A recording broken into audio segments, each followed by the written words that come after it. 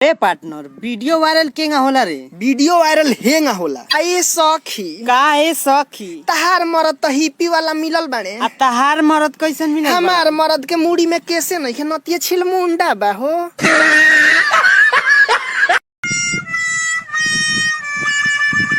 अरे पूजा बा कजली जूलिया रेखावा नेहावा औरतिया भरतिया पूनमी सुमनी प्रियंका मधुआ संजुआ अंजुआ नीतुआ निशावा निभावा सपानावा गुड़ियावा अंजलिया प्रीतिया रूपावा विपासावा सीतावा गीतावा बबीतावा आ सुन तारू सरे आ काय अपने में हजर गजर कइले बड़ सब बढ़नी मरलस। चल से हो जे देखौ की होता राधे श्यामा के। हां चल से कुछ गाल से बजाल से बढ़नी मरलस। चल से ना रे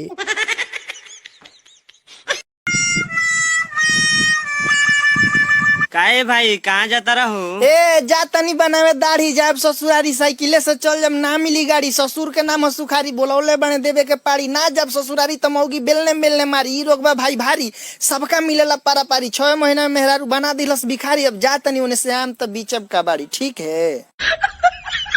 बाबू का हो शादी करबे? ना अभी ना करे। बाबा रे बाबा हई कहिया शादी करी रे? एकर देह देखो ना आर रात मारे रात तोरा ई नहीं के मालूम कि ऊख में से रस निकल जाला त खाली चेफुए बचेला। शादी के माहौल रहेला तिलक उलक आवेला तक सखी लोग केंगा गीत गावेला लो।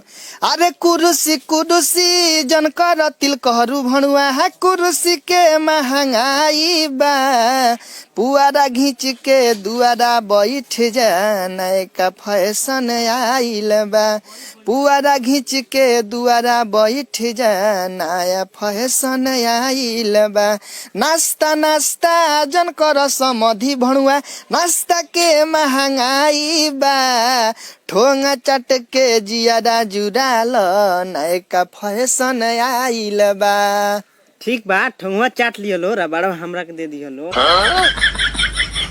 ना तारा भाई पहले में अब में बहुत अंतर हो गइल बा। कैसे हो? देखो पहले के माई बहन लो बाप रे बाप जल्दी केहू के सामने ना आइलो आ घूंघट हे हिजल एकदम गिरवले रहिलो। आजकल देख ल हई नौकी जवन भइल बड़ी सन बाप रे बाप मैक्सी पहन ले तरी स आ स्वीट के दुकान पर चल दे तरी स जाके कहा तरी से ए स्वीट 2 रुपया के तेजपात दे द आ 2 रुपया के हल्दी दे द आ 5 रुपया के हरिहर मरचा दे द इत्यादि इत्यादि बढ़नी मरलस रे।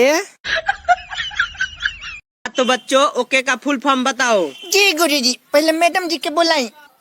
मैडम के क्यों बुलाए रे? हम पूछे तो हमको जवाब दो। गुरुजी रहुआ पूछले मानी रहुआ के साथ हमरा फीलिंग नहीं के आवत। ज्यादा बोलेगा कि कुछ चाहिए तुमको?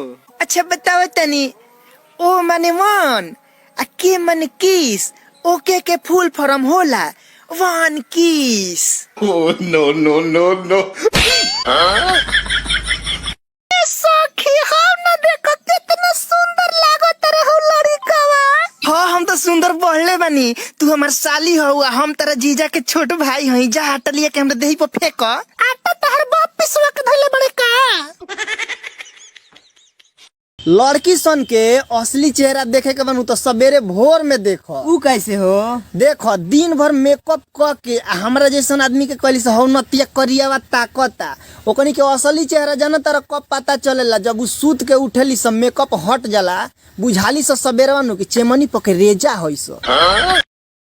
ये दुनिया हसीनों का मेला मेले में ये दिल अकेला। का हो बड़ा गाना गाओ तारो और सब समाचार बताओ। सब ठीक बा बाकी देखनी हो कि तहार में होगी एगो लड़का से बतियाओ तो लसिया हो का बाकी तो हमार शादी नहीं के बोलू। कैसा लगल हमार मजाक? हमार मजाक कैसन लागल? हाँ